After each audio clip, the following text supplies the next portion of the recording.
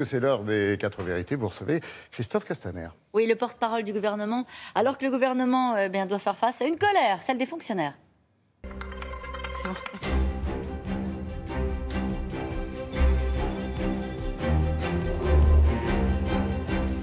Bonjour Christophe Castaner. Bonjour. Alors, plus de 130 défilés dans 99 villes françaises, des soignants aux enseignants en passant par les agents administratifs, qu'ils sont tous mobilisés ce matin.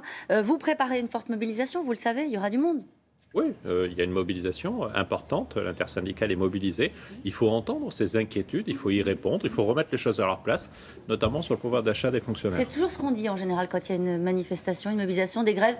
Il faut entendre. Ça veut dire quoi concrètement? On va se dire les choses. Pendant la campagne, Emmanuel Macron, il avait dit aux fonctionnaires « j'augmenterai votre pouvoir d'achat ». Est-ce que vous êtes en situation d'augmenter le pouvoir d'achat des fonctionnaires? Commençons par l'année 2017, pour la fonction publique d'État. L'augmentation nette des rémunérations est de 3,7%. C'est pas mal, 3,7%. Beaucoup de Français aujourd'hui pensent que c'est beaucoup. Ça a été décidé par François Hollande, vous le savez bien.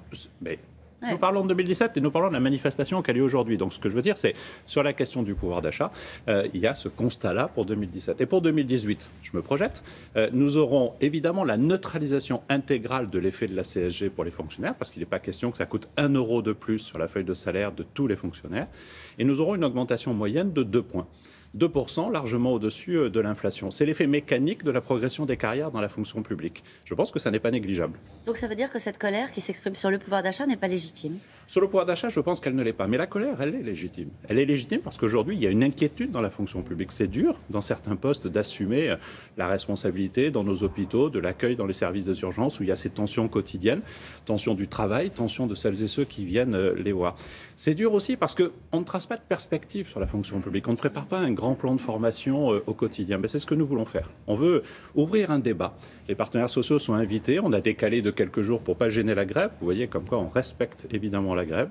Et puis on veut ouvrir un grand débat sur l'action publique en 2022. Quelle projection on veut? On veut investir sur la formation. 1,5 milliard d'euros qu'on veut investir parce que certains de nos fonctionnaires ont besoin d'être accompagnés dans la transformation de leur métier. C'est aussi comme ça qu'il faut répondre. Vous vous souvenez de la RGPP? Oui. Vous vous souvenez de la MAP? Vous vous souvenez de tous ces moments au moment où on a dit à la fonction publique on va faire une grande réforme, on va simplifier, on va vous tracer des perspectives. En réalité, à chaque changement de majorité, on oublie ces grands plans et ces grands moments de réflexion. En quoi ce serait différent cette fois-ci? Non, mais d'abord, moi, je crois que la fonction publique, elle est moderne et elle se modernise au quotidien, dans nos communes, par la fonction publique territoriale, mais aussi dans l'offre de soins, dans les nouveaux services. On n'a pas une fonction publique qui est figée, mais elle doit bouger, elle doit évoluer.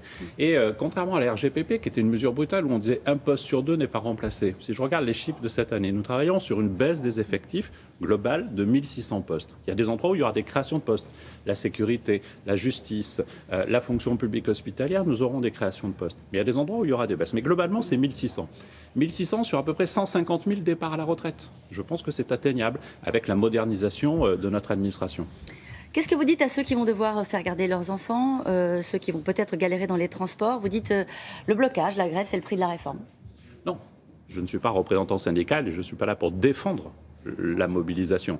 Moi, je la constate, je la regrette, cette mobilisation. Mais en même temps, je ne veux pas contester le droit de manifester, le droit de se mobiliser si on pense qu'il faut se faire entendre. C'est un rapport de force qui se crée entre les employés, représentés par leurs syndicats, et les employeurs. Mais en même temps, moi, j'en appelle effectivement à la responsabilité. On ne doit pas bloquer l'accès au travail, on ne doit pas bloquer le quotidien des Français. En général, on entend le Premier ministre dire « j'assume ». Est-ce que vous assumeriez de dire aux fonctionnaires ce matin, comme vous l'avez dit et comme le Président l'a dit aux retraités, oui, bien sûr, vous allez devoir faire un effort? Oui, mais on ne leur demande pas un effort, si ce n'est de s'engager avec la passion qui est la leur pour beaucoup d'entre eux dans la modernisation de leur travail. Il n'y a pas d'effort quand l'augmentation du pouvoir d'achat est de 2% garantie l'année prochaine. 120 000 suppressions de postes à terme, c'est des efforts que vous demandez à la fonction publique? Non, parce qu'on va investir sur la formation. Non, franchement, je pense que l'époque, par exemple, où on devait faire la queue au guichet pour déposer sa feuille d'impôt, sa déclaration fiscale, cette époque est derrière nous. Il y a des endroits où on peut baisser le nombre de fonctionnaires. Il y a des endroits où il faut les augmenter. C'est le fait d'être figé qui ne va pas, parce que notre société, elle bouge et que le besoin de service public, Ça veut dire il n'est qu'on pas peut le même. réformer la fonction publique. Mais j'espère bien qu'on puisse la réformer, notamment en changeant les métiers. Il y a des métiers qui sont en transformation totale dans la fonction publique. J'étais maire il y a encore quelques semaines.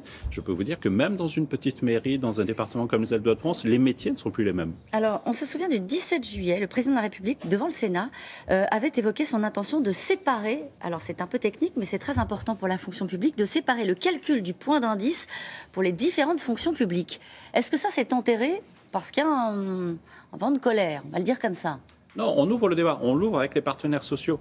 Dès cette semaine, on va prendre une année de travail, de réflexion. Et donc, je pense qu'on peut avoir des approches différenciées. Je pense que valoriser certains métiers qui sont plus exposés au risque au quotidien par rapport à d'autres, je pense que la pénibilité dans la fonction publique hospitalière. Par exemple, je pense que la pénibilité dans la fonction publique est un élément qu'il faut prendre en compte et que les métiers ne sont pas tous les mêmes. C'est pas la même chose que d'être dans un service, dans une mairie, entre les espaces verts et l'accueil. C'est déjà deux fonctions qui sont différentes. Donc il y aurait des fonctions publiques à plusieurs vitesses, ce serait une vraie rupture pour le coup. Mais c'est pas donner plusieurs vitesses, c'est reconnaître la typicité d'un travail. Quelque part le valoriser, pas le sanctionner quand il est différent. Un dernier exemple de réflexion que vous allez sans doute aborder, la Cour des comptes a suggéré de rémunérer par exemple les professeurs au mérite en fonction des résultats des élèves. Est-ce que là, vous dites quand même ça va trop loin ou est-ce que c'est une piste que vous envisagez sérieusement? Moi, je pense qu'il faut tout évaluer dans notre quotidien. Ça vaut Sans pour tabou. les ministres, ça vaut pour les ministres, ça vaut pour les fonctionnaires, ça vaut pour le travail. Après, il faut des indicateurs justes. Et alors, la question du taux de réussite d'un élève qui serait évalué juste sur les quelques mois où le professeur est en responsabilité me semble aller trop loin. C'est quoi un indicateur juste alors pour l'enseignement, à votre avis? Bon, c'est le temps de travail, c'est le quartier où vous êtes. C'est plus difficile d'être enseignant dans un quartier très difficile par rapport à une commune rurale. Alors, un mot sur la prison de Fresnes. Grâce à la DGSI, 2 hommes de 22 et 28 ans, connus pour leur radicalisation, étaient sur le point de commettre un attentat à leur sortie qui était prévue ce mardi. On peut donc préparer un attentat en prison. Il faut le préparer, ne pas le commettre. Et ce qui est intéressant, c'est de Mais voir on peut le qu'aujourd'hui... préparer. Ah, mais vous savez, ça fait au moins depuis le 19e siècle qu'on sait que la prison est criminogène. Toutes les études des criminologues du 19e l'ont montré. Nous le savons.